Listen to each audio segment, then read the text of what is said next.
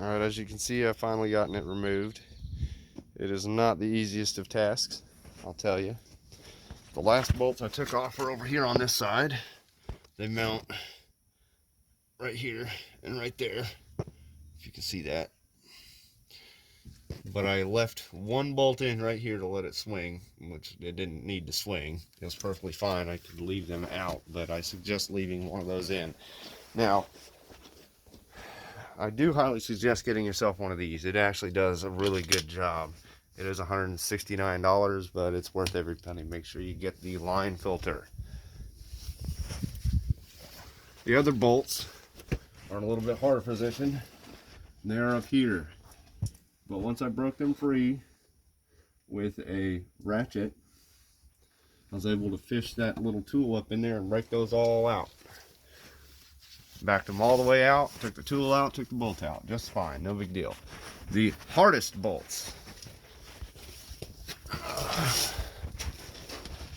those were two that had to be gotten. One from the front, right here. And the other one I had to go out from the back, right here. And I had to use a ratchet on this one and a ratcheting wrench with a swivel on this one. Be careful. When you get it out too far, it'll hit the housing on a little hump. If your wrench is too wide, you're fucked. If you don't have a reversible wrench, one that has a little tool on it to make it go forward or back, then you're really fucked. So I got to that position yesterday with mine, and it only goes in one direction, then you have to flip the wrench over to get it to go back in the other direction. Well, I was just lucky enough. I got it to kind of flip up a little bit, and then I wrenched it a little bit more, and it came over that hump just barely. So if you don't do that, you end up cutting a fucking bolt out, and you're fucked. So that really sucks ass. But hopefully, and since I don't have, anybody to help with the shit, video-wise, and I don't have anything but my S9 Plus, I can't hold it by fucking hand, and I don't have a stand for it. Spent way too much money trying to get the parts for this motherfucker.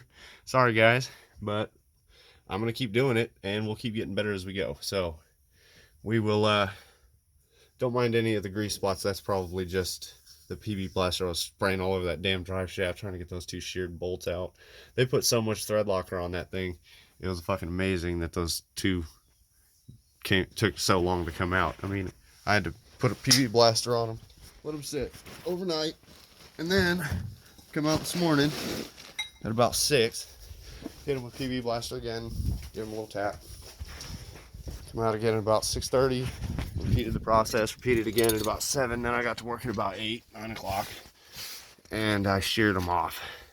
So they broke pretty well, pretty clean, and that got it out the rest of the way. But there's no leaks on this truck at all anywhere. It's an awesome truck. It's really clean. Gotta do my rear end as well. I'm gonna do the fluid in it. Doing a whole front differential on this bitch. It sucks. But the only leak I have are the leaks that come from when you do your oil change, and that overspray. And I have exhaust leaks on this side, so I'll be doing that as well. I have some headers, although I have stock head bolts and shit. Header bolts for the exhaust manifold. I do have aftermarket headers to go on here, the BBK, and some stock valve or exhaust manifold gaskets. So there'll be a couple more videos on this thing. Excuse the compressor.